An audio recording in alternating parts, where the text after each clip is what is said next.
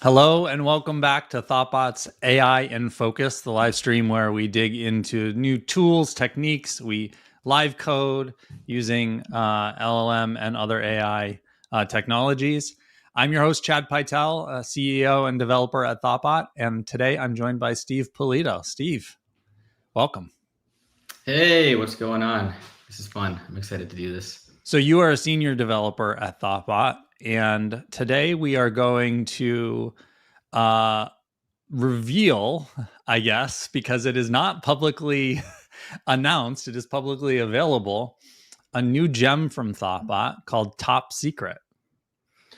Yeah, and I think the most important thing to note is we somehow were able to snag that name. No one on Ruby Gems had taken that name yet. So that was that's the most excited thing I am for that. Yeah, that's probably the biggest accomplishment especially right there. This far into the lifespan of Ruby, like those namespaces are probably getting pretty cluttered. Exactly. So once I found out that it was available, I tried to get an initial release out there as quickly as possible, just to like snag it, but actually put something of substance up there. Yeah. And then that gave me some time to like, figure out the rough edges. But yeah, 3 days ago I released 0.2. So it's still in its infancy, but it is fully functioning. It's a good proof of concept. Yeah. So we're going to use it today. And what it is it's a gem that is used for filtering sensitive information out of free text before sending it to external services, APIs. This particular concern comes up when we're sending our information to chatbots or LLMs or anything, but really it's not limited in application to that. Anytime you have private information and you're potentially sending it to a third party, this could be useful. Yeah, exactly. It just kind of it's becoming more top of mind with LLMs just because the nature in which you work with them, or the nature in which you might be integrating your application code with them, and your users may not necessarily realize that free text is going into an LLM. Right. So this came about, and we were having a conversation in Slack. I How long ago was it now? It was a while ago. Yeah, I checked. It was February. February. So back in February, we were talking in Slack about techniques used for this, and this idea of being able to actually, let me scroll down, and we'll go through the configuration. But in general, say you have a credit card number or a phone number or a social security number, and even things like people's names. One technique for using an external service and being able to send relevant information to the service is to replace that sensitive information with a placeholder. Like you can see here, it's replacing it with credit card 1. So it's never sent to the service and then if that placeholder comes back to you in the response, you can then swap it back out. Exactly, yeah. And that was the thing that you had mentioned in our Slack conversation, like having the ability to kind of create a global mapping, because the LLM isn't going to necessarily respond with the same exact input, right? So like my credit card number is filtered, like the LLM is going to return that exact thing. And it might be sprinkled throughout the response or responses. So there needs to be this concept of a mapping. And so that's where Top Secret helps. So it's not just a redaction library. It has this concept of like restoration, which is useful. Right. That's more useful for an LLM versus like maybe just sending it off to an API just to scrub it beforehand. So Top Secret, in order to do its work, to be able to identify the private information, how does it do that? Yeah, so there's two concepts at play. It's just, for things like emails and credit card numbers, it's just using regular expressions. And like that's sort of I don't want to say a solved problem, but like that's like probably the cheapest, simplest way to filter out some of that stuff, right? And there's nuance to our regular expressions, but for the most part, like things that are going to be consistent, we're using regular expressions to filter those out. Where it gets more challenging is things like people's names or locations, right? Like you really, unless you have an allow list or a deny list, you can't like effectively make a regular expression to capture someone's name. That would basically just be capturing anything. Well, right? Even still, so previously, a few months ago now on this stream, we were doing a thing where we were basically using a rudimentary version of this technique because we were pulling people's names and information from a database, and we knew what the names were. We know they're people at thoughtbot's names, but even that is, we wanted to generate conversation summaries of comments on messages in Hub. And even that is like, well, what if someone mentions somebody's name, just writes their name, but just does the first name, or just does, first name, last initial, or whatever. Exactly. Being able to do that correctly, even if you know what the potential names are, is really difficult to make sure you've scrubbed all of them. Yeah, it's very nebulous, right? Like, and for the so how does Top Secret do that? Well, there's a concept that I'm now aware of, which is not a new concept, but it's name entity recognition. So this is like in the, I don't know, the data science world, right? Right. And if you can even click that link to Mighty Ruby, that's like one of the dependencies. So thankfully, Andrew Kane did the hard work here and he created a gem that integrates with this concept of name entity recognition through Mighty.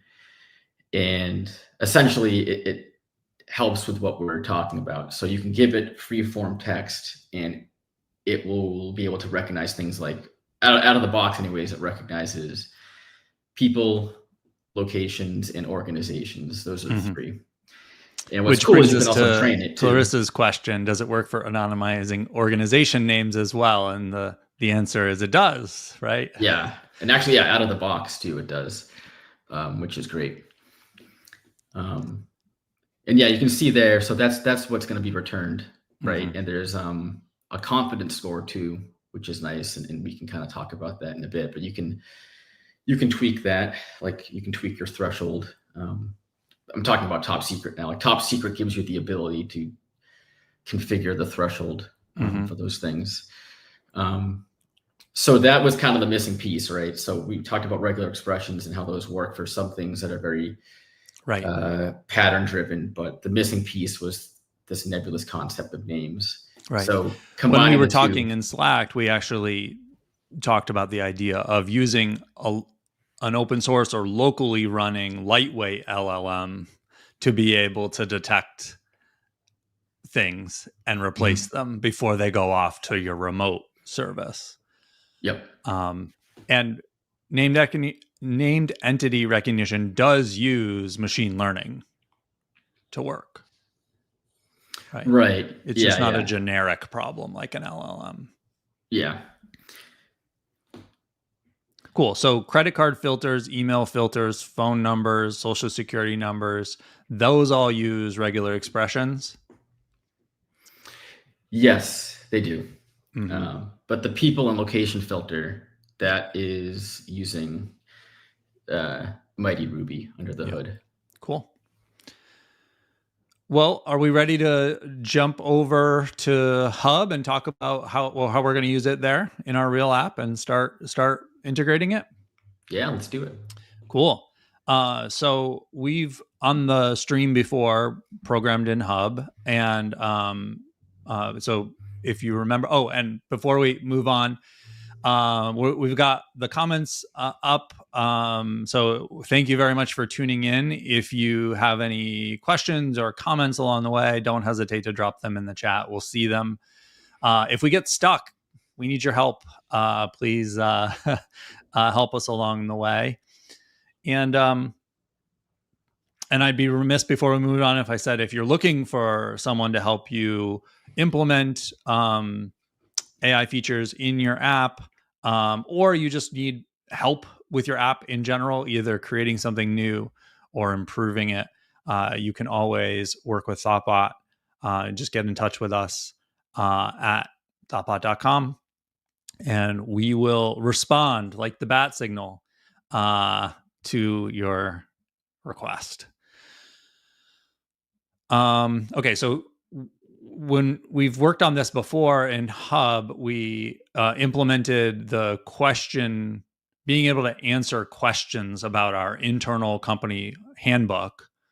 And when you do that, you do one of these searches that ends with a question mark. And actually, let me refresh the page. And what it does is it does RAG, retrieval augmented generation, against the handbook to find the relevant documents to your question and sends that as context to ChatGPT to answer the question and provide the URLs. So this is one page that I found that has an example of my name. So our security policies are managed by Chad Pytel.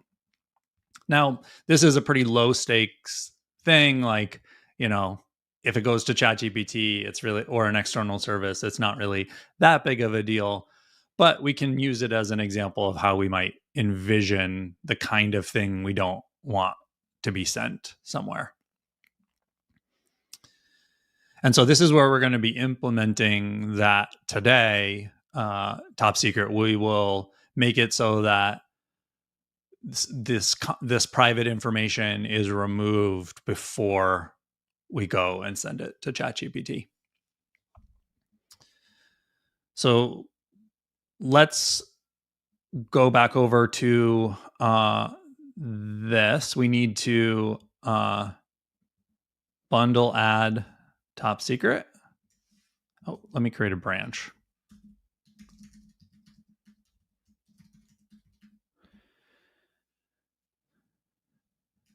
Okay.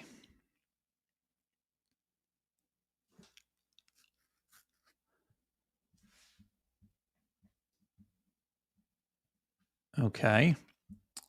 And so top secret depends on Mighty Ruby, which depends on Mighty. You'll need to download and extract the NER model. NER? I don't know. Yeah, I've been calling it NER in my mind. NER, okay. Doing this live stream is making me faced with all these how you words that I everything. can't. Yeah. Yeah. Yes, we're taking for granted that this is probably called Mighty, because that would be cool. Exactly. So the model, I've downloaded it already here. And we were talking about this a little bit before we went live, but the model itself is 344 megabytes. So you probably don't want that as part of your Git repo, moving around, downloading all the time, every time you deploy, and that kind of thing. So the strategy for dealing with that is going to be different based on where you're hosting your app in production, I envision. Yeah. Like if you're on AWS or whatever, you're going to want to put it either on an EBS volume or something like that, that can then be accessed. So it looks to me like Top Secret allows you to configure where that file is, and it can be outside of your application directory. Yeah, let's see if that works. Okay. And if not, we can put it in I'm going to touch config initializers Top Secret. Mm-hmm.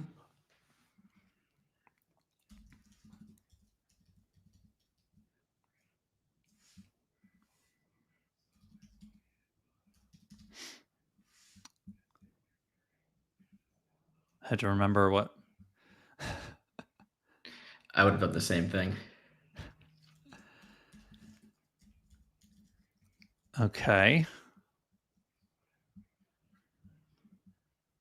So now it should be configured. So if we go here, we can check that in Rails console.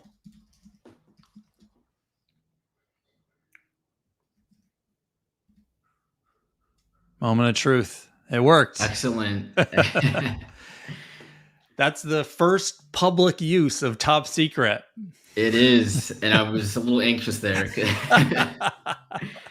Like 100% test coverage doesn't matter if you're doing a live stream and the thing doesn't work. So yeah, cool. Exactly. Cool. So we've got Top Secret configured now. Let's try a couple more things. That one uses a regular expression. So maybe we can try the people filter now. Yeah. Cool. And I've noticed we might run into this. I've noticed it can be inconsistent sometimes. Like I've done stuff like my name is Steve, and it actually won't pick up Steve. And we can talk more about possible solutions to that. But for now, it's doing what we'd expect. Yeah. And I have not added organizations as a default filter. Which okay. Maybe we could. But if you did like Ralph, is from Boston or something like that, it should be filtering out locations. So Top Secret returns a result object, and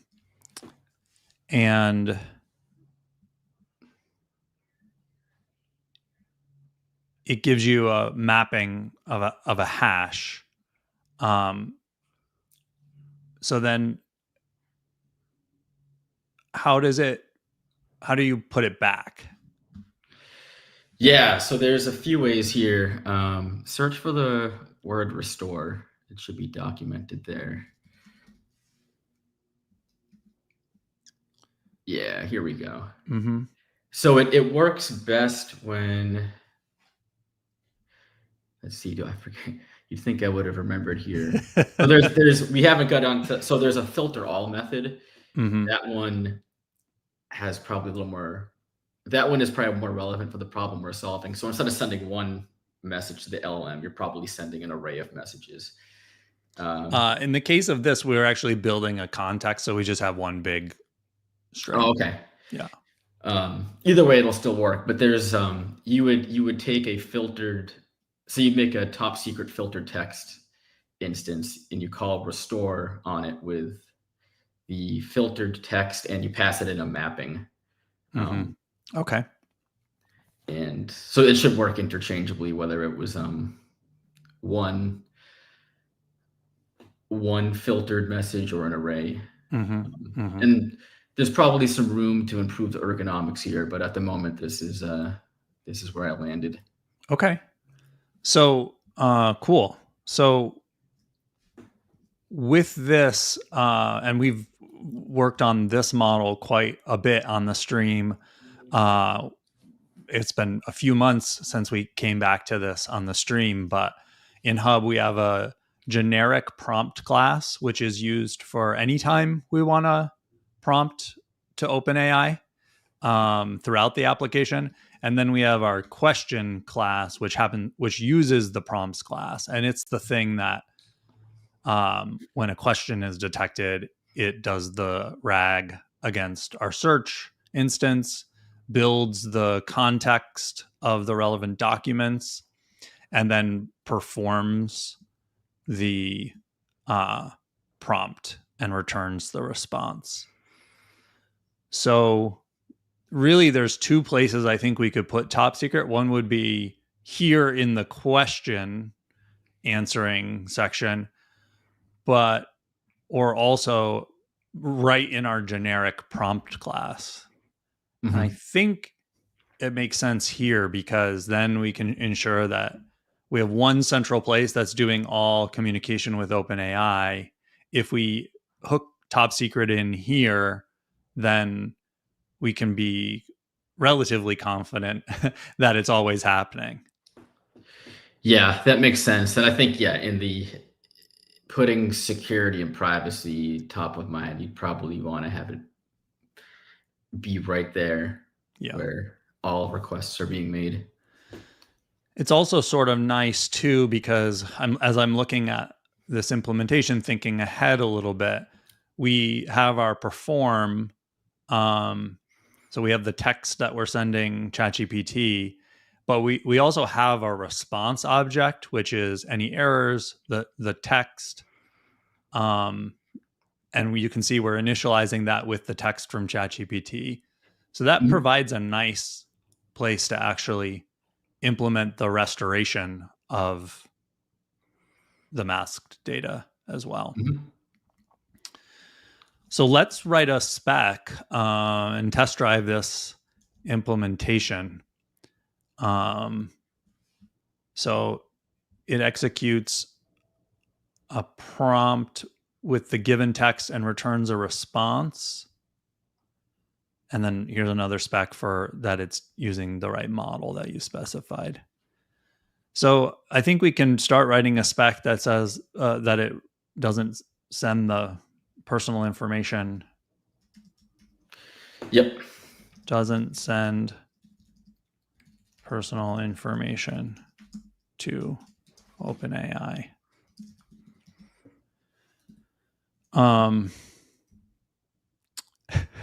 Let's see what it doesn't actually do anything there. Okay, I'm going to go up, and this is the prior spec where we are stubbing out the response from OpenAI, calling our prompt, and then expecting it to receive that. So we can copy and paste that Okay, cool. So what we want to prompt. Yeah, maybe something even like really like just an email address. That's the simplest thing. And I say that because if we do anything that involves name entity recognition, we might have to like stub it out. So this might be a little easier as a quick first pass. Yeah. Okay. So then, so the response that we expect can be anything. We just want it to include that email _1 token, right? Yep, exactly. And that's the format that it would be. Yes, that's by default. That's what it would be. We can talk about configuration later, but yep. Okay, so and here we're saying we're passing in confidential information to the prompt. We can make sure that here's where the communication with the actual model is, and so we can my email address is, and then we would expect it to be email 1 is sent to the actual model.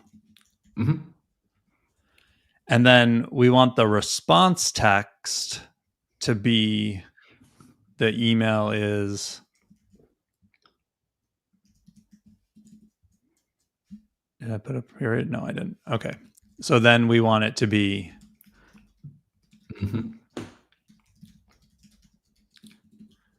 Yeah, just like that. So we are prompting with confidential information. We're making sure that it's not actually sent to the model, and we're making sure that it's swapped back when presented to the user. Exactly. That's going to fail horribly. Yeah. That's okay. We haven't implemented anything yet. So the first failure is basically that the confidential email is sent to the model. It's failing with that expectation, which is what we expected. And so that's great. So now we can go over to our prompt class.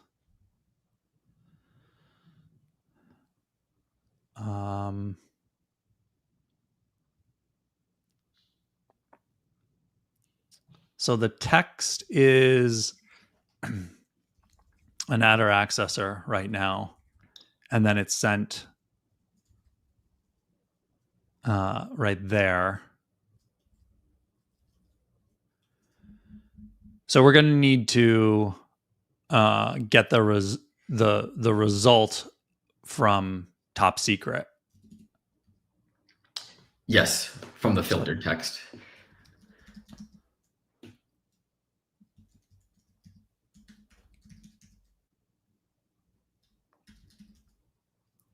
I'm just going to go refresh my memory here. So you were saying, do we want to use filter all or? I think in this case, it's just one. We're working with one thing, right? It's not yeah. messages. Yeah, so we can just use filter, not filter all, and just pass it a string. Okay. And it's top secret.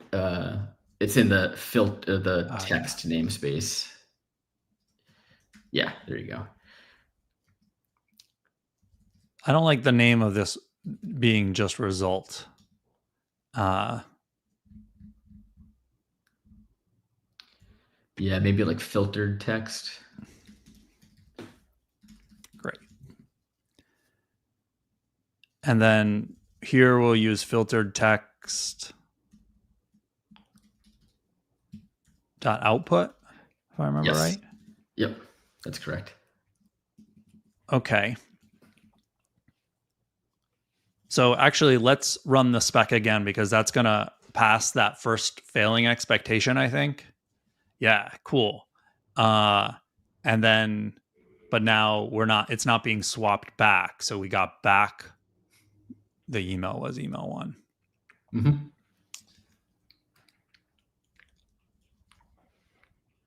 So I wonder whether we want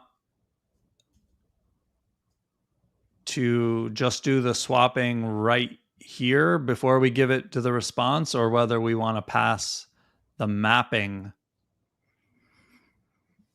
to the response object and have the response do it. Yeah.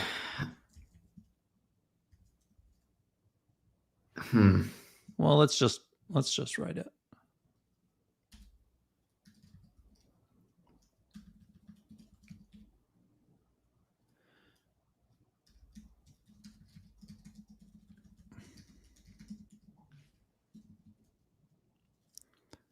Okay, so it's top secret filtered text if we're going to restore.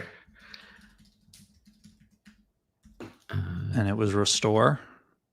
Yeah. And then it takes a string and then a keyword argument for the mapping. And the mapping will exist on the filtered text result object on line 19. Yeah, just like that. Cool.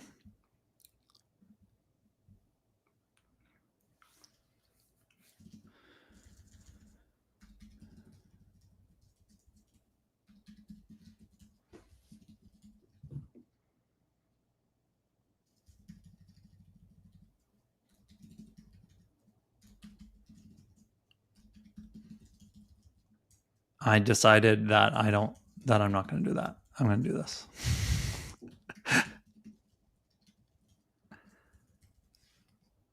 Okay, this might pass. Oh, okay. New failure though. Okay, so we expected the email was confidential at example.com. What we got was... Yeah, we get a new object in return. So we can call dot output on, yep, just like that. That makes sense. Oh, cool. Cool. Shortest live stream ever. No. Yeah, take care, everyone. This was fun. There's a few things I want to point out. Having done this, like, well, this is in the wild, but actually having truly done it, like with OpenAI, which is unique. So on line 23, right, we give it the role and the content. Yeah. We also now are going to almost certainly need to give it instructions that say, just a heads up, we're going to give you text that's filtered. Just it's all good. Like, I know it's filtered. When you generate a response, please use the same filters. That's a really good advice. Yeah, and there might even be an example of that in the README. If there's not, it's in the upcoming blog post. I could even try to look on it on my end too.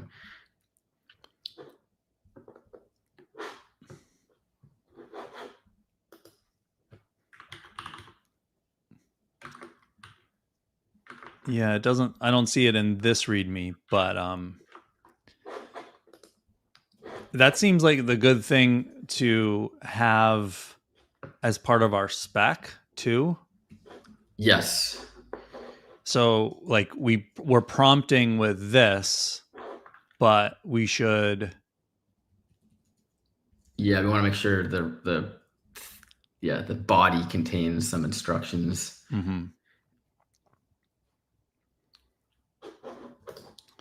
This is one of the things I struggle with a little bit with mocking and stubbing things out. It's like, I want to make sure that it's being called with the right thing, but I don't necessarily. I want to just like look for a piece of the string or whatever, rather than like the full prompt that we are going to be adding. And I don't even know if it's possible to, like, is it possible to replace this with a regular expression? Do you know off the top of your head?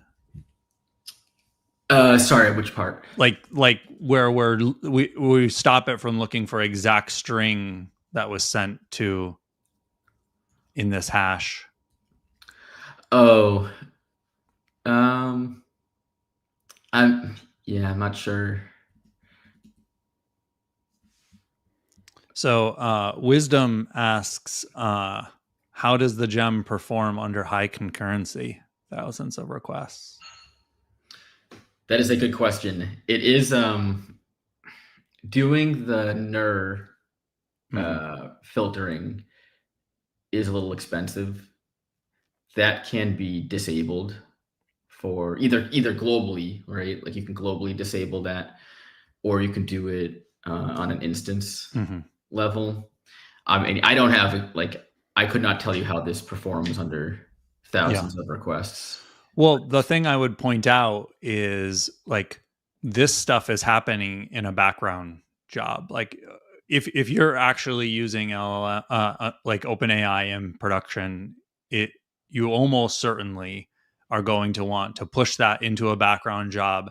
And if you're in a Rails app, then use action cable to update the view when it's done, that sort of thing. That's exactly what we're doing in this app. The request is not happening as part of the request response cycle. It's happening in a background job, and then the page is updated with action cable once it's ready on a turbo stream. So right, because otherwise, you're going to get request timeouts, and you're going to have you're not going to be able to work at load anyway. So assuming that you've done that strategy for a production application, I don't anticipate that you're going to run into major issues with Top Secret adding latency because that OpenAI communication was already so latent. Right. That's a great point. Hopefully that's helpful, Wisdom. Thanks for the question. I realize we can answer my question by running the spec and seeing if that works. Yeah, so it's actually looking for the content array with a regular expression in it. Like a regular expression object. It doesn't do the matching.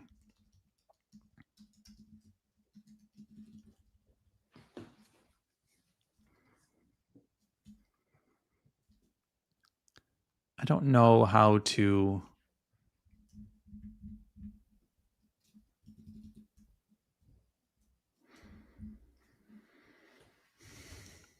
get the content or get what was sent to it so that we can like look at it with a regular expression. Parameters.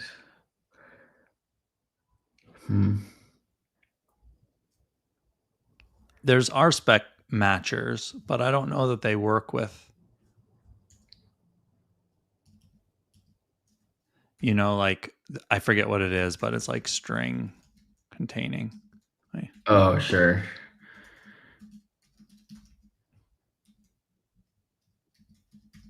Yeah, the only one I know off the top of my head is hash containing, or like has attributes or things like that. But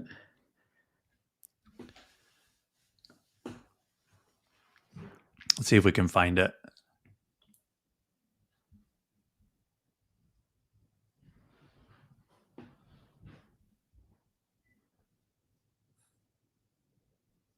It's not on my little cheat sheet here. Let's go over to Safari.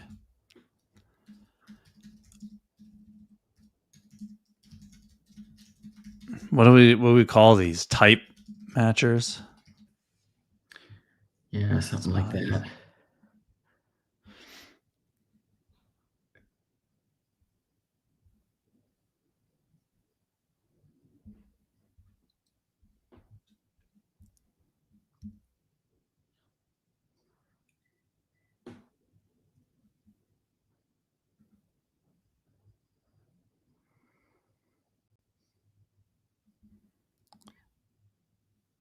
No, is I might have missed. I know you mentioned earlier. Is the concern that like we don't want this to be a brittle test? Yeah, I didn't want to, because I envision this prompt is going to be sort of long, and and like having to. yeah, I think one way we could do it is, even though I don't love it, would be to like, we actually put it on a constant. Mhm.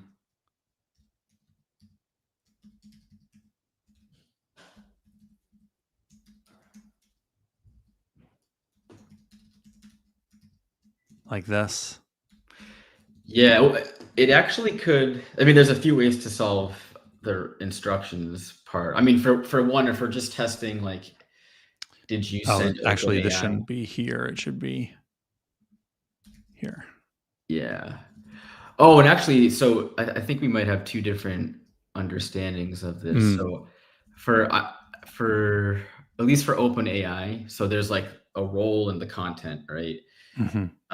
In this case, the user is there's like specific semantics to this, but the user makes sense for this, right? There's other roles. There's like system and developer. So we actually want to add another. We want to have another message even before this, where it's like role is system. Yeah. Well, that's a great way to do it, actually. And okay. And that will kind of override. It sets the tone for everything else. I can even try to find some of the docs on this because I have like a sample that I plan on posting. Yeah. Okay. So if we add the message there with the prompt redaction instructions. Yeah, and I just sent you a link to like the documentation I'm referring to. But yeah, what you have on your screen is what I would imagine. And that could even live. Yeah, that could be. I think having it in a constant makes sense. It could also be like a Rails, could be Rails config or something too. So that way you can use a different prompt in test development, production. Yep. But yeah, I was referring to what you have on your screen here when I was. So this is, we can use developer here. That probably makes more sense. Yeah, exactly. Yeah, and I found I had to do this when I was actually testing it because otherwise the ChatGPT would respond with like, "Hey, you sent me filtered stuff. I don't know who you are."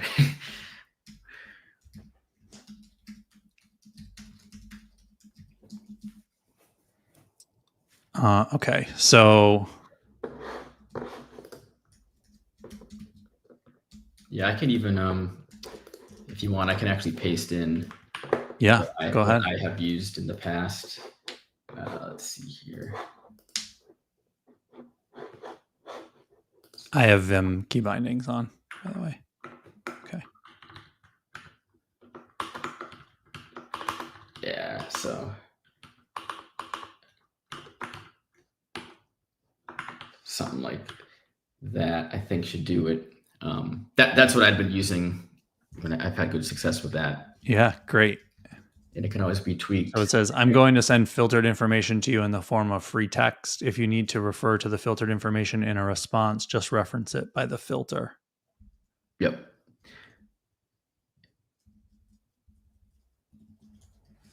And not to get too ahead of ourselves, but having worked with this concept of like a system-wide prompt on a client project, there's definitely a need to tweak it over time. And it could be valuable to have that stored as like an environment variable or something to avoid the need to have to redeploy, if you notice that things are becoming inconsistent. Right. But that's a concern for later down the road. So I ran the spec and it failed. And now I've just added it to what we're sending. Cool. And now it passes.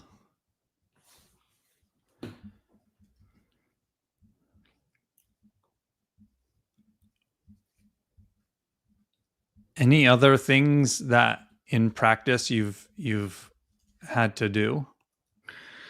Those are the that's like a big gotcha there. Mm-hmm. Making sure to send I'm surprised that instructions. you don't need to say, I'm going to send filtered information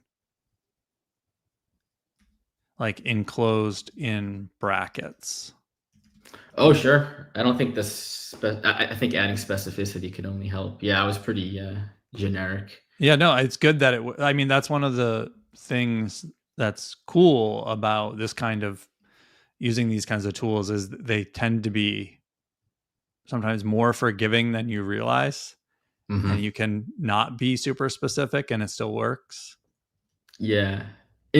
What's actually interesting is when I was testing this, before I gave it the instructions, I gave it like some generic text with sensitive info that you saw in the README, and the LLM was like aware that it was sensitive. So kudos to the LLM, because it was like, "Hey, your name is Ralph. You're from Boston," but then it was like, "Your credit card number is," and it would just like star it out. And Mm-hmm. you're so like, that's good. Obviously, you can't rely on that. And also, like, regardless, like You sent it there's in the first place. you sent it in the first place, and there's like with logging and whatnot, like that Right. information exists on the internet now in some form, but uh, this, at least giving it the instructions, kind of helps ensure consistent responses. Yep. Cool. Let's take a look at how we implemented this here and decide whether we want to extract or refactor this at all.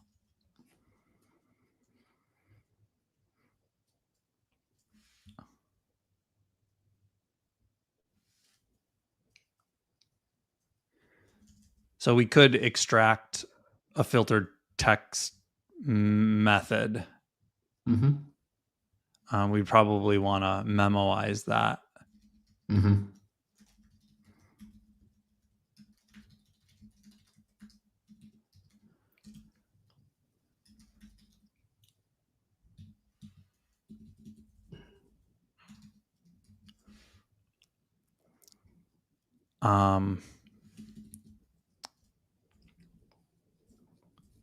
And then, yeah, it's used there.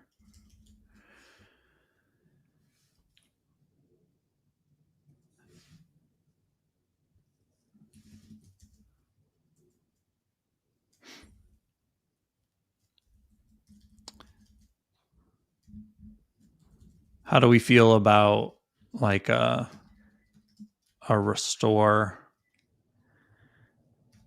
Yeah, I think having some symmetry would be nice. And that's going to take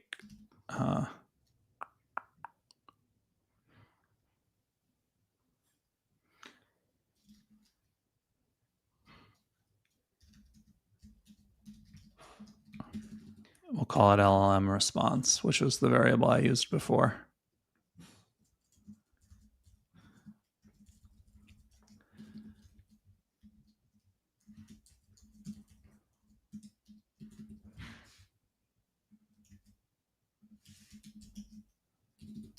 So it already has filtered text mapping because that's a method Mm-hmm. on our object. So this can change to restore filtered text.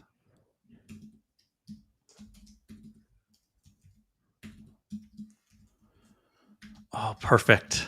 Don't you just Cool. love when you're writing something and you don't realize, but it ends up being exactly 80 characters long? Doesn't that just like... Oh, that's very nice right there. I didn't even notice that. Yeah, that's get a screenshot of that and put it on the fridge. That's very nice.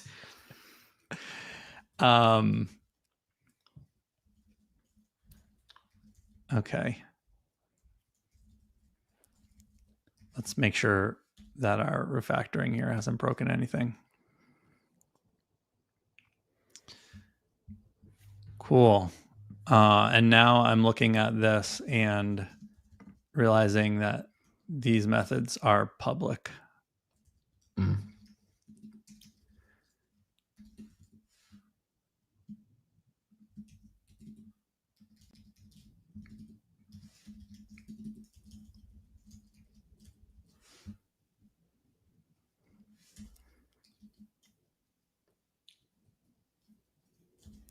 And I'm going to run the whole prompt spec just to make sure that we haven't broken something else unintentionally. Oh, look at that. Uh-oh. Oh, because our other tests expect just the message being sent, and now we're sending that developer.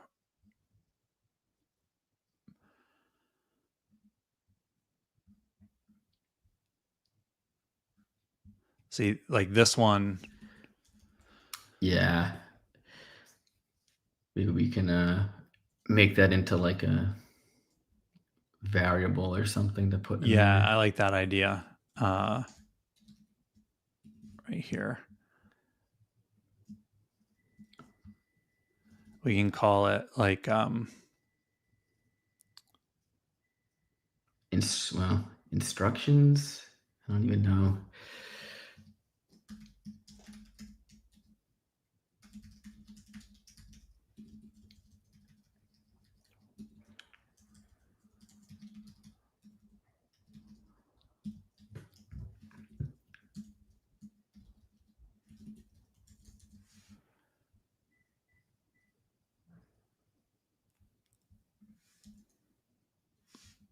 the other one right here.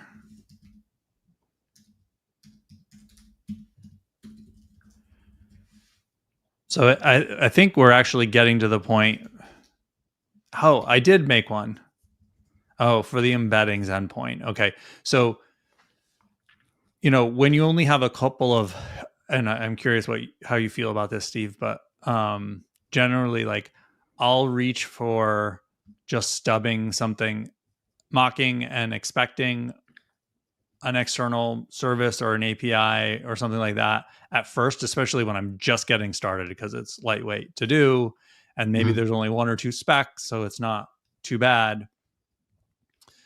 But eventually, as that expands, I'll often then go to a fake instead, which is, a Sinatra app running when the tests run and redirecting all traffic to that, and makes it easier Oh, to expect. interesting. Yeah. Sometimes what I do, well, not even sometimes, my approach to that is I just do a bunch of web mock expectations. So I'll say like, I'll stub the request, but then I'll also say expect that a request was made to this path with this method with this body. That's the approach that I've done. I think it sounds like they're the functional equivalent. They are. I like this better because I just like, so if we look at, because then you can do some things that are otherwise like clever. So like this app has a bunch of GitHub interaction, for example, with the GitHub APIs. So we have a fake GitHub, which is, again, it's a Sinatra app that re-implements endpoints on the GitHub API. And we can, so here's inviting a user. Every time someone gets invited to the team, they're appended to an invitations array. So then you can say like, hey, I did a bunch of stuff in an integration spec. Did GitHub get the right invitations? Now we also have a bunch of repo interaction. So these are the GET requests, but you can have a POST request to be able to post an operation or a file, basically actually creating a pull request or a file. And then that gets put into the pull request array. So then when you do a GET request to that endpoint, it's there, which you can't do really with WebMock in the same way. No, not like, yeah. Okay, this is cool. I've never actually done something like this, so I'd be curious to. This is a really cool technique, especially when you're working at like the integration level, where you're doing some things, and it could even be in a model spec, but where it's you're integrating against an external service where you want to see like, not only did I do these things, but then they're actually there because the next thing that happens relies on them. Yeah, that's cool. That's really cool. That's a long tangent around. I think we're getting to the point where this is where I would start to reach for that, because then the specs that don't care about the redaction instructions don't need to check, because it could just say, did OpenAI receive a message with the content, and we would have an array of messages that OpenAI received, and we could just check the ones that we wanted. Yeah, that makes sense. That's kind of the balance I try to strive for too.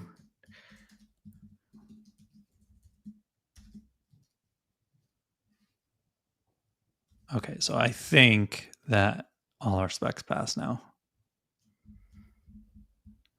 Cool. Is it worth making a work in progress commit now, or? Yeah. Thank you. I'm always so pessimistic that my computer is gonna just crash or something. Okay, so what we did was we introduced top secret. This is used in the central prompt class to ensure that private information is redacted and restored. Redacted before it is sent to an external LLM, and restored before being presented to the user. Perfect. It's also fun working on a branch called Top Secret. It makes me feel like we're doing something really like we should have been playing like subtly like the Mission Impossible theme the entire right. time Exactly. we've been coding. I'm curious, our spec, and this is features, our spec models, because we have that question class.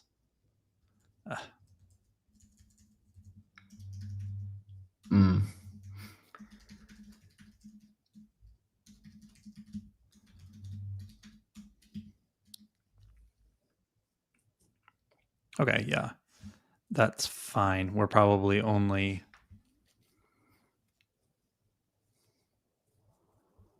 Yeah, so it just has expectations on the prompt itself, having received the stuff, not OpenAI. Before we add that test, I'm wondering if it's worth going into the console and initializing a new prompt, because that will actually it will make a real request to OpenAI, I assume. It will, right? Yeah. I've got it hooked up. Because then we could even experiment with the instructions, right? Like we could comment it out and see like how it even almost validate that the instructions are worth having, which in my experience, they usually are. Cool. Yeah, that's a good idea. So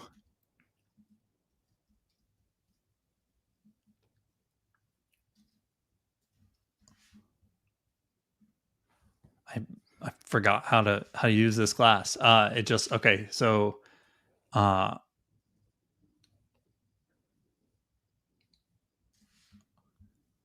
I was looking at this. I was like, how is this working?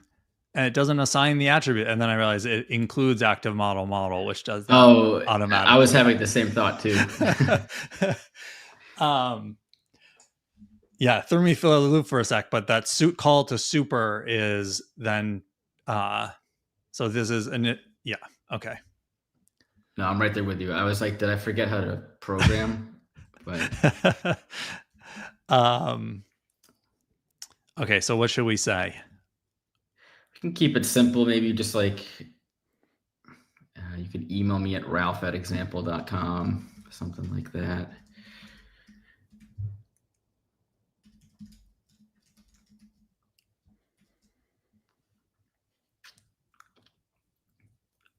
I have no idea what OpenAI is going to say. Oh,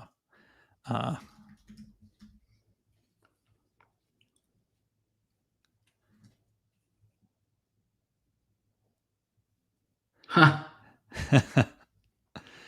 I'm sorry, but I can't send emails or access. That's strange. Yeah. Oh, because we're telling it you can email me. Yeah. Yeah.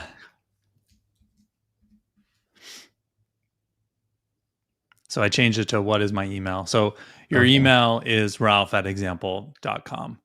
So I guess we need to print out the original response from.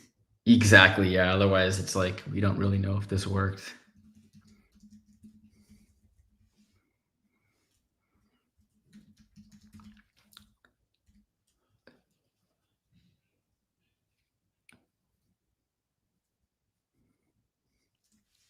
Yeah. Cool. Woohoo. Good. That's great. It responded, your email is email 1. And then the user sees your email is ralph@example.com. That's just what we wanted. Perfect.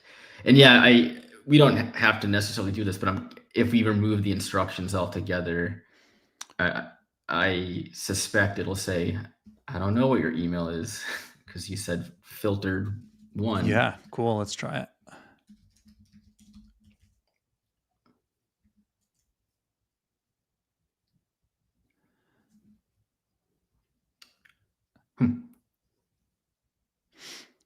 Not the expected response. But I can't access or store. Well, we didn't give it.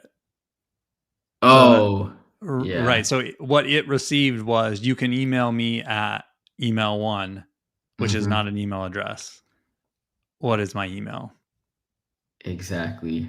Okay. So the instructions, those are definitely a requirement. So we could also say,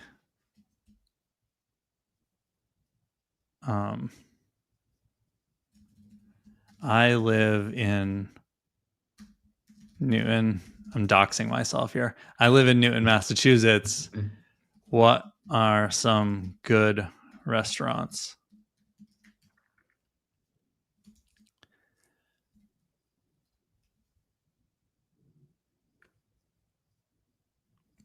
I can help you find some great restaurants. However, I need you to specify the names of the locations you're referring to. Please provide the names of the city or area you're in, and I'll suggest some options for you. Cool. So it filtered it. That's good. Right. So even restoring these instructions isn't going to make it do that response, because but it did show that where the city is being stripped out. Because if we do it now, it's going to be the same response or a similar response. Oh, yes, that's a good point. Yeah. So this is why the gem allows, it's configurable. So globally, you could just disable this location filter, or like I said, on a per instance, you can also disable it or tweak it as well. Because there could be cases like this where maybe you have an app where like this type of feature is common, where people are looking for restaurant recommendations or recommendations about their location, and maybe you have to send it along. So I noticed that it did something that I wasn't expecting. I'm going to add a print here, because it said, I need you to specify the names of the locations you're referring to in Newton and Mass to provide you with relevant restaurant recommendations. Oh, let's see. I wonder how it filtered it out. Oh, okay. Oh, recognize it as two different locations. So it recognized it too, and I was like, no, well, how did it know that Newton and Mass were there? And I confused myself, because I was like, it's in the output, so it must have, but no, that's being swapped back in before it was presented to me. It's a little, it's tricky. So that's great. That's working perfectly. It's a little weird in this contrived example, because you're giving it information and then asking it to do things off of that.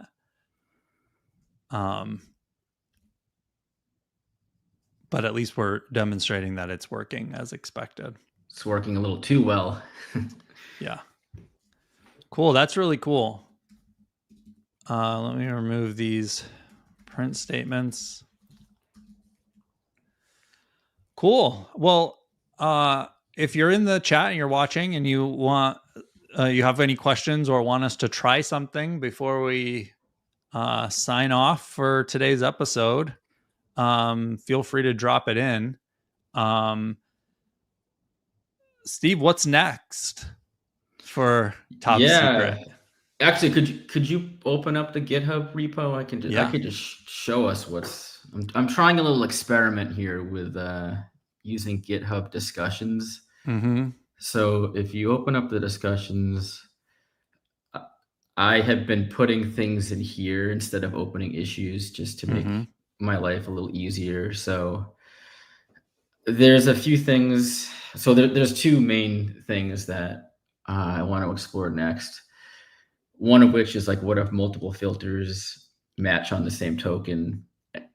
So I gave a contrived example in there, but like if you said, hey, like, hey, my name's Austin, live in Austin, Texas. Like, which one is a name? Which one? Like, I don't necessarily know how to account for that, but like, I imagine that's going to happen or could happen. Well, let's say, so is because it. Oh, I guess the what's being lost there is the LLM knowing that one of those is a location. Yeah, and to be candid, like I didn't actually send, like it's possible Top Secret will be able to make a distinction between the two because of Mighty Ruby. This was just contrived to like demonstrate a point of like this could happen, and I don't know how to solve it. So this is one thing that is worth exploring. Oh yeah, like a priority. I think one solution could be adding priorities to it. I'll have to kind of explore this a bit. For now, I think it could be solved by what I said there. You could disable it and recreate a new one, but that's pretty cumbersome. The other thing is creating, we didn't really get into this, but yeah, if you open up that other discussion topic there, I'm imagining a case where more so in Rails than any other place, and you can scroll down for an example here, but maybe you have a chatbot that you've made and you want to stop this at the source. Like you don't even want to risk having someone put sensitive information in your database, period. You could add a validation through Top Secret that's like, it filters the text, looks to see if there's a mapping.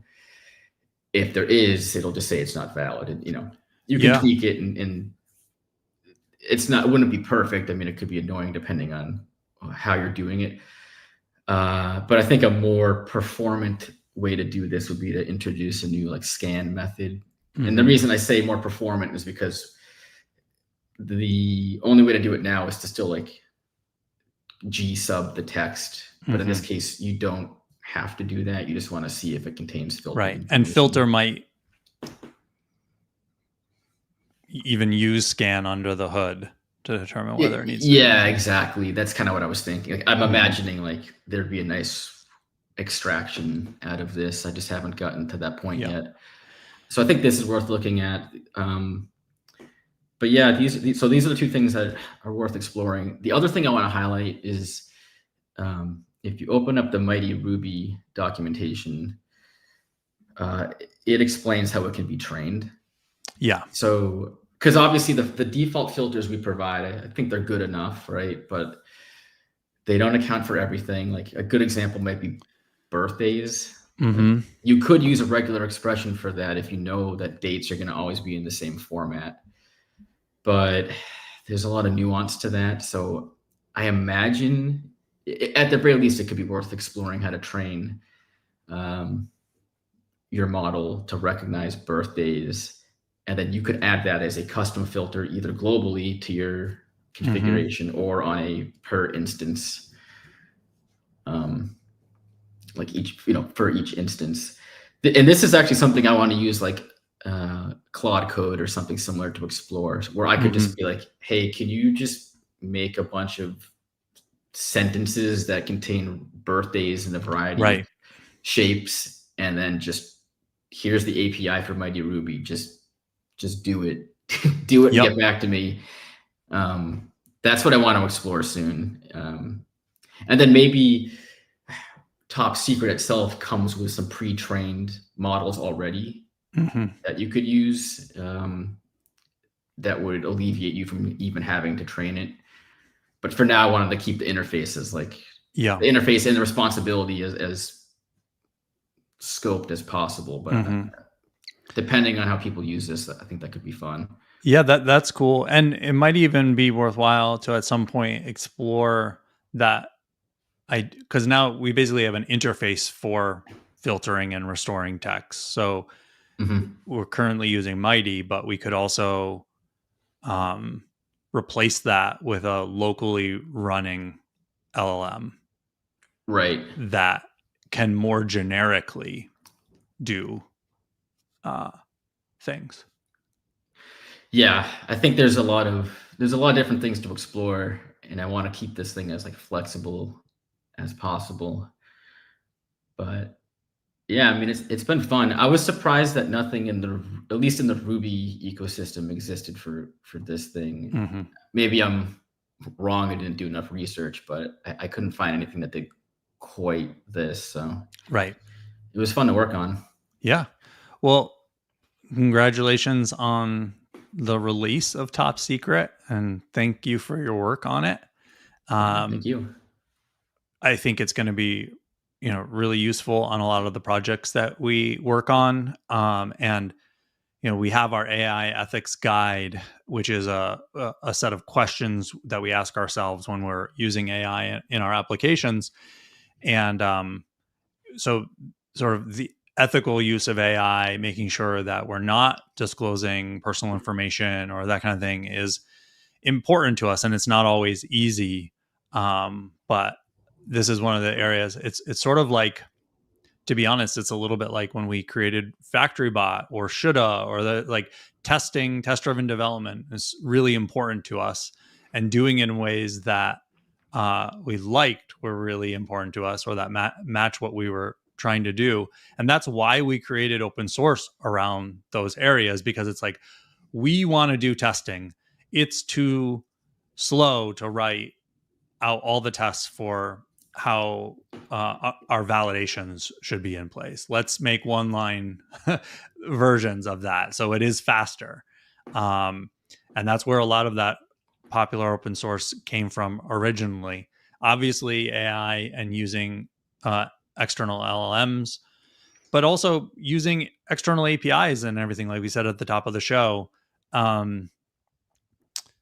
We want to be able to do those things, but we also want to be able to preserve people's personal privacy when we do it. So, exactly. Yeah, well said. And I'm hoping this will provide it. I'm hoping this will make the barrier to entry much lower, so people aren't burdened with having to roll their own solution. And this will at least make it easier to hit the ground running. Yeah. I suppose it might make sense. Just one final thought. I suppose it might make sense that if you're not using the named entity recognition, making the model optional. Yes, I think that's a good point. Maybe I'll open a pull request for that. Absolutely. Absolutely. Well, like I said at the top of the show, you can always work with thoughtbot to make a new Rails app, mobile application, amazing design and development across the board, or improve, scale your existing app, team, process, learn new things by working alongside of us. We are available at thoughtbot.com/hire us. Please don't hesitate to get in touch. Steve, if people want to follow along with you or anything like that, where are the places they can do that? Yeah, I mean, for Top Secret, definitely hit up the discussions. I'm trying to use the discussions as a place to talk about feature requests and keep the issues just kind of dedicated. And a blog post announcement. Blog post is going to be going out soon. Yeah, actually, I was kind of waiting for this live stream to go just to make, this is like the QA session right here, and it passed QA, and I'll probably link this live stream in the post. But yeah, that should be going out shortly. Sweet. Well, as always, thanks for watching. We really appreciate it. And we'll be back next week. It'll be at a special time. I'll be in the United Kingdom visiting our team and clients there. And so I will be at 9:30 a.m. London time next week. And I don't know what we're going to do yet. So if you've got ideas for something to try, actually, what was it? There's a tool that people were just talking about in Slack, Steve. It was Tidal wave, something like that. Yeah. Maybe we'll try that out. And if not, we'll find something else before next week. Thanks all for watching. We'll see you next week. Take care.